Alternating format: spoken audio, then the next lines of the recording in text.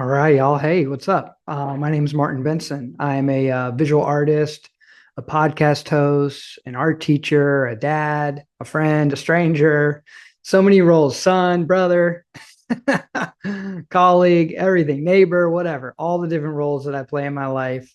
But what's the most important to me is the essential role beyond all those, which is a seeker and a soul looking to find ways to live a life of connection, of intention, of compassionate action, and a way of being that brings benefit to not only myself, but to everyone I come in contact with. And my art practice is an extension of this in a much more like tangible way and personal way, where it gives me a place where I can really have a sense of self expression about my own experiences, insights, questions, confusion that happens along this spiritual path, living this life on this planet at this time. And for me, being interested in sort of the universal qualities of visual information has always been something that has piqued my interest because of its connective ability toward others, because it kind of transcends language in a linguistic sense. When we think about geometry and math, color, form, we have ability to express ourselves and to connect with others through these kind of more universal images. And so my art practice is a way to explore those ideas, but also to kind of investigate how I can continue to push them and make something new, that's personalized, that's something that is expressive of my individual self. And so that's always a trick, right? Is to find this balance between our individual self-expression and our universal essence, right?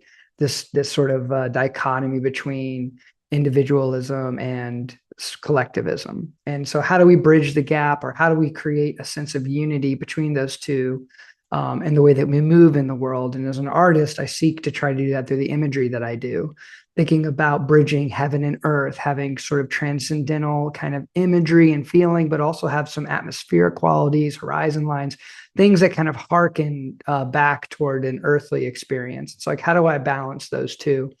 And so the body work you see behind me is Rainbow Body series. And that was a really deep exploration of these transcendent principles. I look at the rainbow as an important kind of symbol for transcendence because it has this weird kind of, it holds this space of being both real and also a figment within our mind, right? An illusion based on perception of light and water and perspective. And rainbows exist, but they also don't exist at the same time. And in a way, I feel like that's an apt metaphor for maybe the human experience, and maybe you don't know. And I don't really fully know, but it's something I'm exploring. How do we be fully embodied and connected with the world in such a way that we're still not attached to it to the point where it creates a detriment, where it creates a sense of like need or a sense of clinging to something that ultimately will change. And so that's why seeking these universal images, sacred geometry, thinking about vibration, thinking about healing, and how these images, although they might not conjure intellectual ideas, maybe they'll conjure emotional ones. But at the very least, my hope is that they sort of plant and water seeds of awakening in people. They kind of create a harmony, they create a vibration that creates the opportunity for healing. And as a maker, that's what they do for me, right? They help me heal through what I explore in my work, right? I feel like being an artist is a form of being a healer.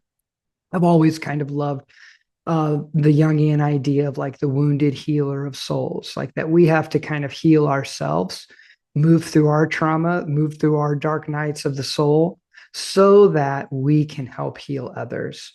And that is something that I think is an archetype worth embodying and pursuing, is being a healer, and doing it through all the varying means that you can, whether it's through making art or just through simple interactions with strangers. The way that you carry yourself in a moment across the world can have a huge impact on people, both subtle and literal.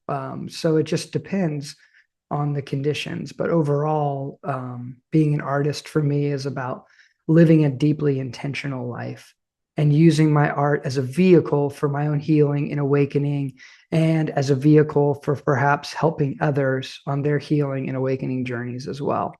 I kind of think of myself as either like a Johnny Appleseed, like somebody just planting seeds of consciousness everywhere I go, but also I want to be the rain, I want to be the wind, I want to be the soil and the sunlight too, and help nurture those seeds in whatever ways I can.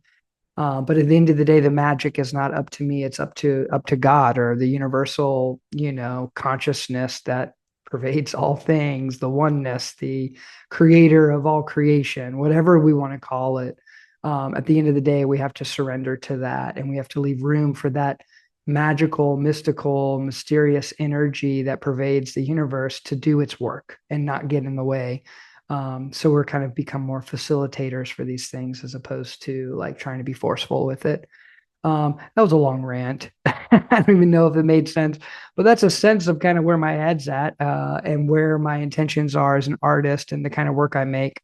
And so I hope you enjoy exploring more of it and learning more about what I do. And definitely connect with me through social media, through my podcast, where I interview artists and creatives of all kinds who are thinking along these same lines and feeling these same sorts of ways. So if you're an artist or creative out there who resonates with some of the ramblings that I've just shared, reach out to me. Let's connect. Maybe get you on the show. Always looking for creating collaborative experiences, connecting with others, and learning about other people's journey. So yeah, that's me. All right, peace, y'all.